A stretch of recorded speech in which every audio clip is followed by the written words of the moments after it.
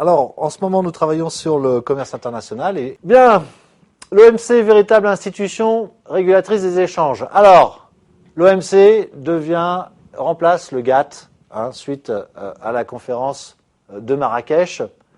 Et l'OMC est aujourd'hui une institution, ce que n'était pas le GATT. Donc, on est d'accord.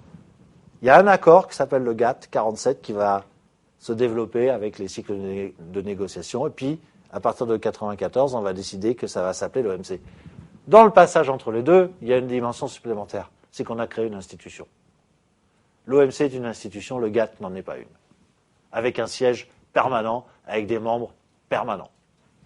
157 membres en 2011. Je vous disais tout à l'heure que le dernier grand pays reçu, parce qu'il y a toujours des petits pays qui adhèrent, eh bien, c'est la Russie.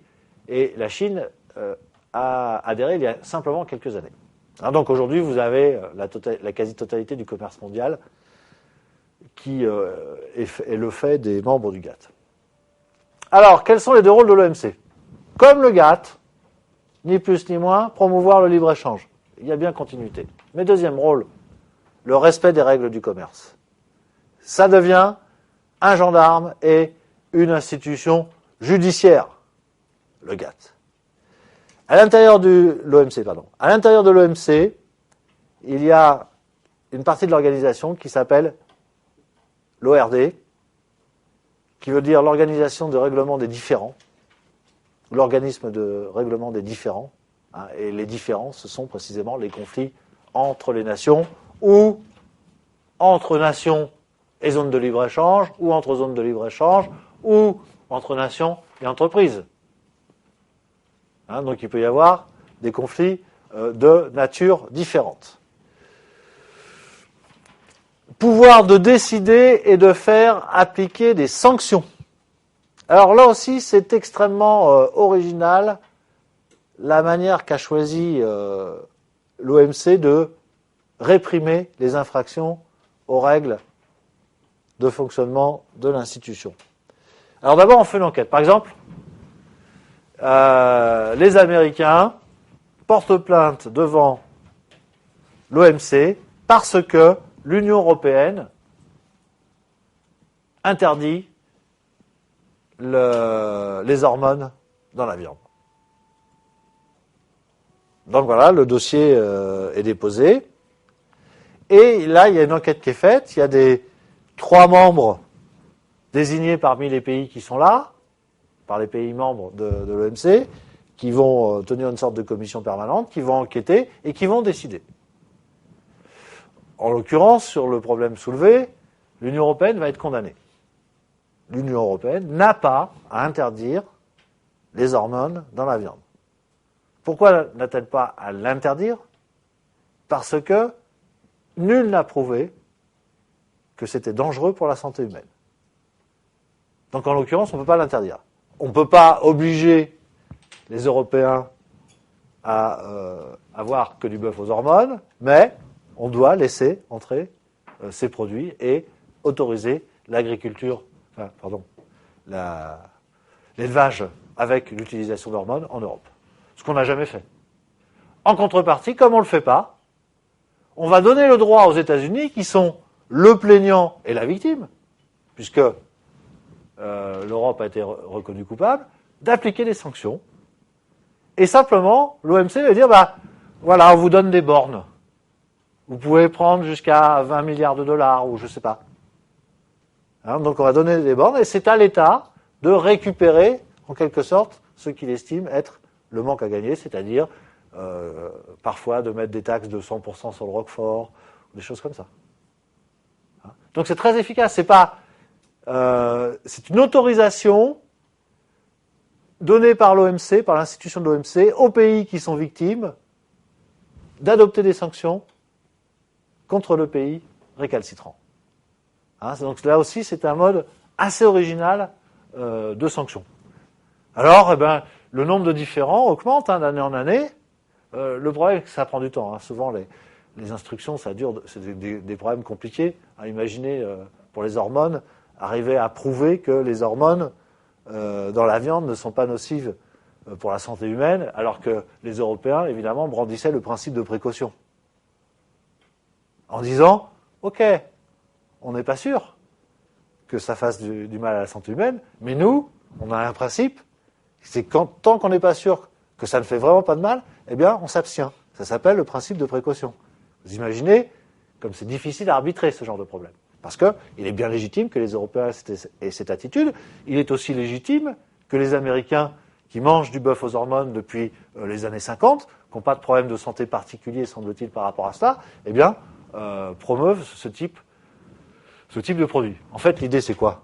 C'est que les Américains veulent nous exporter de la viande sur le territoire européen. Évidemment. Donc, voilà un petit peu comment se passe ce règlement de différend au sein de l'OMC. Alors, on est au Doha Round et je vous ai dit, voilà, cet espace de négociation est totalement bloqué. Je crois même qu'il y a quelques années, Pascal Lamy, qui est le directeur très français de l'OMC, je vous rappelle quand même au niveau des institutions internationales, c'est l'occasion d'un petit cocorico. Nous avons, à un moment donné, nous avions le directeur de la Banque Centrale Européenne, c'est plus le cas aujourd'hui, Pascal Lamy, qui était directeur de l'OMC, et Dominique Strauss-Kahn, qui était directeur du FMI, maintenant remplacé par Madame Lagarde, mais nous avions 3 Français à la tête de trois des plus importantes institutions supranationales. Forcément, un rang très au-dessus de notre classement en termes d'importance économique. Ce qui veut dire qu'il y a probablement un très très bon personnel politique et diplomatique formé en France. Alors, qu'est-ce qui s'est passé au niveau du Doha Round? Eh bien, le cycle de négociation a commencé en 2001, ce qui n'était pas la meilleure des dates. Je vous rappelle que 2001 était une année assez sombre pour l'humanité, presque. C'est à la fois le terrible krach financier suite au dégonflement de la bulle Internet, et c'est surtout, évidemment, les attaques terroristes contre les Twin Towers à New York. Donc, c'était pas la meilleure auspice internationale, la meilleure ambiance internationale pour attaquer ces négociations. Qu'est-ce qu'on décide en 2001?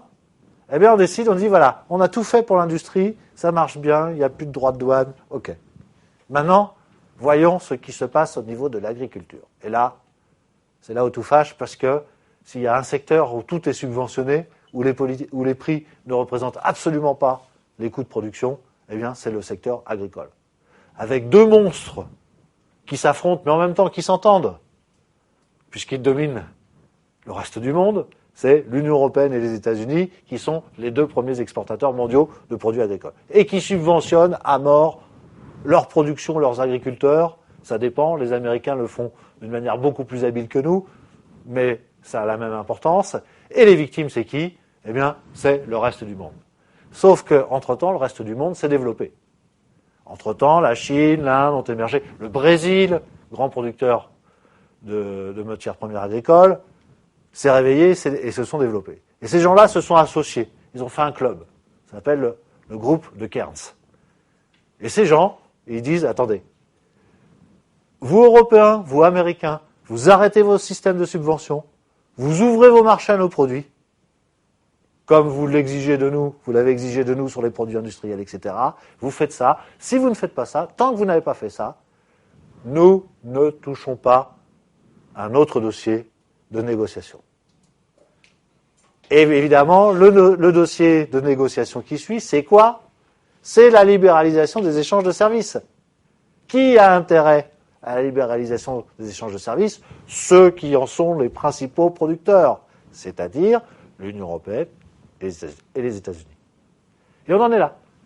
Personne ne bouge le petit doigt. Alors, si, petit à petit, l'agriculture européenne, par la réforme de la politique agricole commune, et les Américains de leur côté, petit à petit, nous diminuons les aides et les subventions directes aux activités agricoles. Mais c'est long, c'est normal que ce soit long.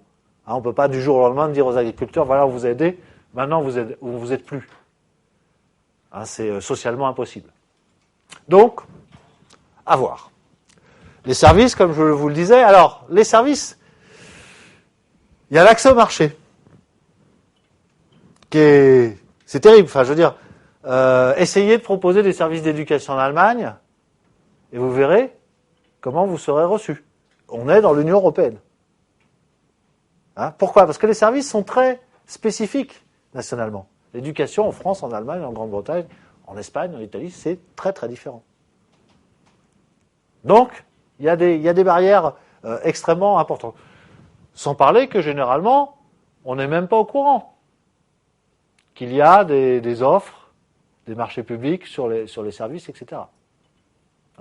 Aujourd'hui, c'est obligé dans le cadre de l'Union européenne.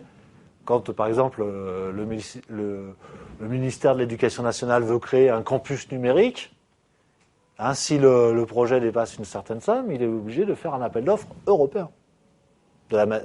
De telle sorte que des entreprises européennes puissent concourir.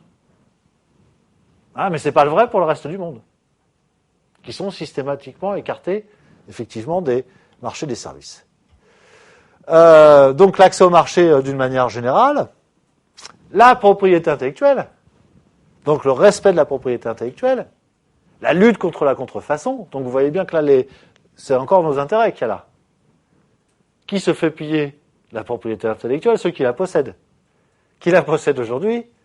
Essentiellement les pays du Nord. Donc, on est vraiment très très intéressé pour mieux protéger notre propriété intellectuelle. Et puis, l'épineuse question de la norme sociale et environnementale. Épineuse question, puisque là, il y a des fins de non-recevoir des pays en développement en disant, attendez, vous payez mal vos salariés au XIXe siècle, vos salariés n'avaient pas de droits sociaux au XIXe siècle, et bien nous, c'est pareil. Chacun à sa vitesse. Donc ça, c'est une fin de non-recevoir. Quant aux normes environnementales, les pays en développement rigolent assez doucement en disant, attendez, vous avez pollué la planète et vous nous interdisez de le faire, c'est ça ? Donc c'est là aussi irrecevable. Ça, c'est un dossier qui va être extrêmement compliqué à résoudre. Bon, pour la norme sociale, le social se transforme petit à petit avec la richesse. On voit bien en ce moment en Chine, il y a des revendications pour des augmentations de salaire extrêmement importantes qui seront en partie accordées. Donc les faibles salaires chinois dont on se plaint en Occident, petit à petit vont monter jusqu'au moment où ils seront équivalents aux nôtres. Ce moment-là n'est pas arrivé. Ce sera dans probablement plusieurs décennies, mais il y a un chemin de convergence qui est d'ores et déjà tracé. Et de la même manière, les Chinois pourront faire grève, les Chinois auront des droits, tout ça, ça va se mettre en place. Il suffit simplement du temps. Pour le problème environnemental, c'est plus compliqué. Là, je crois qu'il va falloir des décisions supranationales, et probablement ce sera aux pays riches de financer pour le reste du monde. Si on veut que la Chine pollue moins, alors la Chine va devenir probablement la puissance de l'électrique, du véhicule électrique. Ce sera l'occasion de son entrée en fanfare sur le marché automobile, et à mon avis, les industries automobiles chinoises vont faire partie des premières industries au monde, parce qu'elles vont damer le pion aux industries automobiles occidentales sur la technologie de l'électrique. Donc, elles produisent en même temps un moyen de limiter leurs émissions de CO2 et donc leur pollution. Alors, il y aura cet aspect-là. Mais pour le reste, il va falloir aider les pays en développement à avoir une croissance qui soit beaucoup plus propre et beaucoup moins gourmande en énergie. Et les investissements directs à l'étranger, qu'est-ce qui reste à libéraliser ? Des choses, le rapatriement des capitaux, le fait que jusqu'en Chine, jusqu'à ces dernières années, on était obligé de s'associer avec un Chinois. Ce qu'on appelle un investissement conjoint, une joint venture. On ne pouvait pas faire un investissement direct où on était propriétaire à 100% d'une entreprise en Chine. Ça, les Chinois ont su évoluer là-dessus. Aujourd'hui, c'est libre. Pas dans tous les secteurs, mais on peut créer des entreprises 100% étrangères en Chine. Donc, il y a des choses à régler. Est-ce que j'ai le droit de rapatrier mes profits ? Des choses extrêmement importantes pour pour les entrepreneurs. Dans les années 70, l'Amérique latine était très ouverte aux investissements directs à l'étranger. C'est-à-dire, les Américains pouvaient venir, ils étaient accueillis à bras ouverts. Sauf que ils n'avaient pas le droit de sortir un centime de leurs entreprises. Donc, de réinvestir les profits sur place. Ce qui était évidemment, du point de vue du Brésil, par exemple, une très bonne opération pour s'industrialiser et se développer. Je ne pense pas que les firmes américaines l'aient vu du même œil. Donc, finalement, ça a plutôt conduit à la diminution des investissements américains en Amérique latine, cette histoire-là. La montée en puissance des pays émergents et l'impasse des négociations. Donc, voilà, c'est la fin de l'histoire provisoire de l'OMC. Donc le groupe de Cairns, et puis la Chine, l'Inde et le Brésil, qui ont des voix de plus en plus, qui portent de plus en plus dans les institutions internationales. C'est évidemment très très important. L'impasse et l'arrêt officiel des négociations en 2006. Alors, l'arrêt officiel des négociations. Ça veut dire que dans la maison OMC, il ne se passe plus rien. Mais en dehors de la maison OMC, il se passe plein de choses. Les pays continuent à avoir des contacts et à discuter entre eux. Mais comme on ne veut pas que ça fasse trop désordre, on dit voilà, on se reverra quand on sera d'accord sur des choses sérieuses. Et la multiplication, comme je le disais tout à l'heure, des accords bilatéraux qui remettent en cause le principe du multilatéralisme. Bref, le libre-échangisme n'a plus la cote. Et c'est normal, en période de difficulté économique, en période de récession, de crise économique mondiale, il est normal qu'il y ait la tentation de repli sur soi.